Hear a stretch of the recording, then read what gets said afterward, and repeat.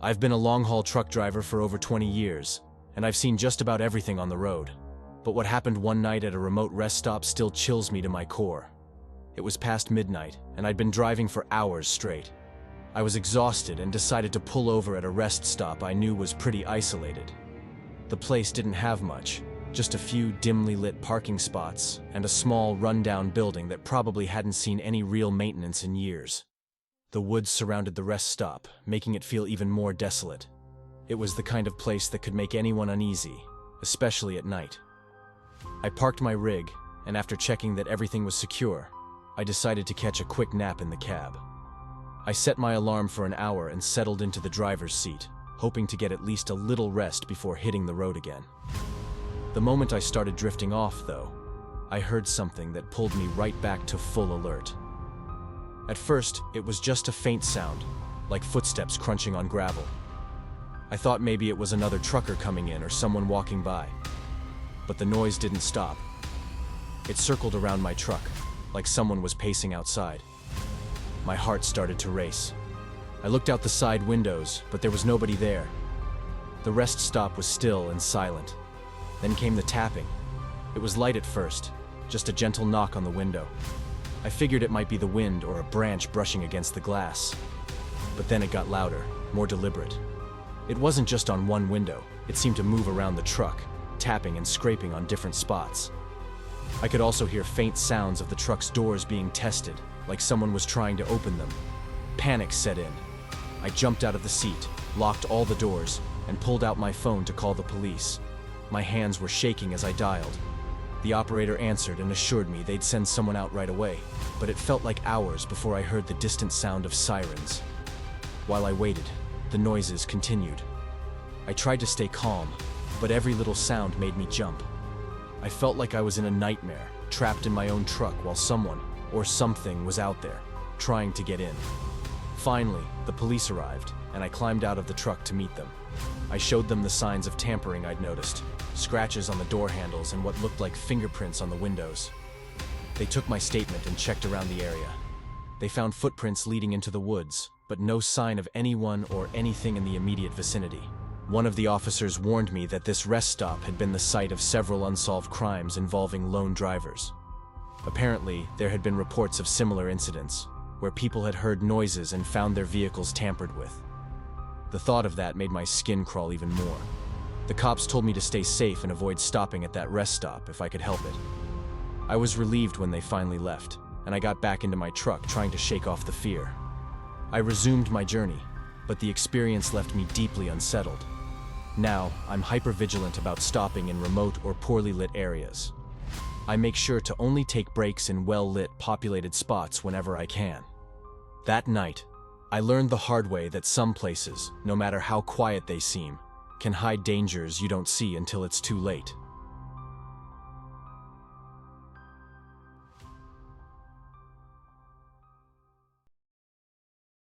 I never thought a late-night drive could turn into something out of a horror movie. I was just trying to get home from a long day at work. The roads were clear, and I had the whole highway to myself. Or so I thought. It was around 2 a.m. when I hit the isolated stretch of highway that I usually take. I like this route because it's quicker and less trafficked. But that night, it felt like something was off from the start. I noticed a few miles in that there were several unmarked vans and black SUVs ahead of me. At first I thought maybe it was a convoy or something, but they were driving weirdly. They kept swerving, almost like they were trying to mess with other drivers. I thought maybe I was just being paranoid.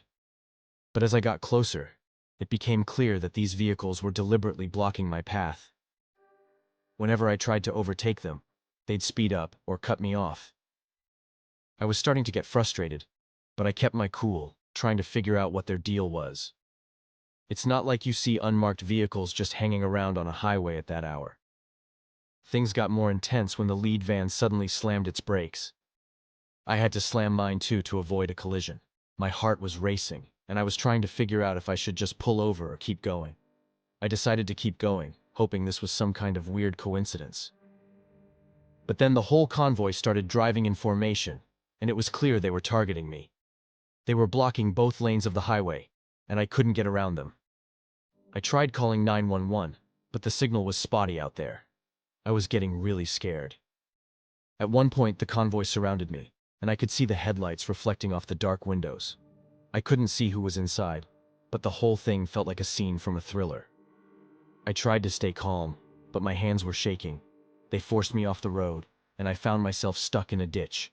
I had to quickly get my car back on the road, and when I did, I saw that they were still behind me, closing in. In a panic, I took a sharp turn onto a narrow dirt road, praying it would lead somewhere. I could hear the convoy's engines roaring behind me, and I had no idea where this road would take me. My heart was pounding as I navigated the twisting path, eventually finding a way out onto a more populated road. By then, the convoy had disappeared. When I finally made it to a gas station, I was shaking like a leaf. I tried to report what happened to the local police, but they didn't find any trace of the convoy. They seemed skeptical, like they thought I might be exaggerating. I told them everything I saw, but they couldn't find anything on their end. That night, I didn't sleep well. I kept thinking about what could have happened if I hadn't managed to escape. The next day, I did some digging online and found out that there were similar reports from other drivers in the area. People talking about mysterious unmarked vehicles and strange encounters on isolated roads. It was a chilling realization.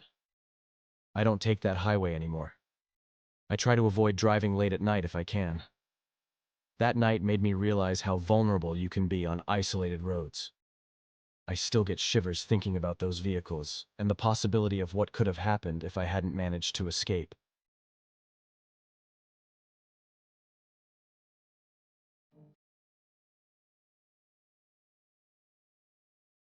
I never thought picking up a hitchhiker could lead to something so terrifying.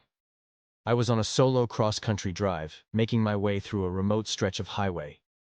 It was late afternoon, and the sun was starting to dip behind the mountains. The road was lonely, with only the occasional truck passing by. When I saw him standing by the side of the road, I didn't think much of it at first. He looked like your average guy. Nothing too alarming about his appearance. I had been driving for hours and thought a bit of company might make the drive more bearable. So, I pulled over and offered him a ride. At first, he was friendly and polite. We exchanged small talk about the weather and the long stretch of road ahead. But then, his conversation started to take a darker turn. He began talking about how this stretch of road can be unforgiving, and how people disappear out here all the time. I tried to brush it off as him just being one of those people who loved sharing creepy stories. But the way he said it, with this almost gleeful edge, started to make me uneasy. I glanced at him a few times, trying to gauge if he was serious or just messing with me. His eyes had this unsettling gleam that I couldn't quite shake off. Then he started talking about how he used to live around these parts and had seen strange things happen. His stories became more graphic and unsettling, filled with details about how people get lost and the secrets that these roads hide. I tried to steer the conversation back to something more mundane, but he kept slipping back into these disturbing topics. The more he talked, the more I felt this creeping dread. I tried to focus on the road, but every time I glanced over at him, I noticed how close he was leaning towards me. His eyes never left me, and I could sense this underlying menace that made my skin crawl. When we finally reached the nearest town, I was relieved. I was planning to stop at the gas station anyway, so I figured it would be a good place for him to get out. I pulled into the station and told him I'd drop him off here. He seemed disappointed, but got out of the car. I was about to drive away when I noticed something on the back seat. There was a knife, sharp and glinting in the fading light. My heart stopped. I didn't remember seeing it before, and the sight of it made me feel nauseous.